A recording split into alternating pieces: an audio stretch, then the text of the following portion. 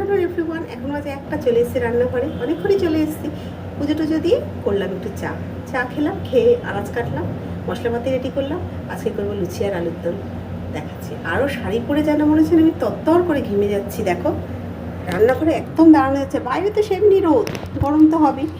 এখানে আলুটা সেদ্ধ করে নিয়েছি, চন্দ্রমুখী আছে একটু সেদ্ধ করলেই হয়ে যায়। এখানে মশলাগুলোও করে নিয়েছি। দেখো এখানে কাজু বাদাম, পোস্ত আর চালমগজের একটা পেস্ট করেছি, টমেটো পেস্ট করে নিয়েছি, আর এখানে মটরশুঁটি, ধনেপাতা কুচি নিয়েছি। করবো বেগুন ভাজা। এত সুন্দর বেগুনটার মধ্যে দেখি পোকা কেটে, মনেই হলো না পোকা আছে। আর এখানে করেছি একটু গরম জল এটার জন্য, এই যে ময়দাটা মাখবো বলে। এখানে নুন, চিনি, সাদা তেল সব দিয়েই নিয়েছি।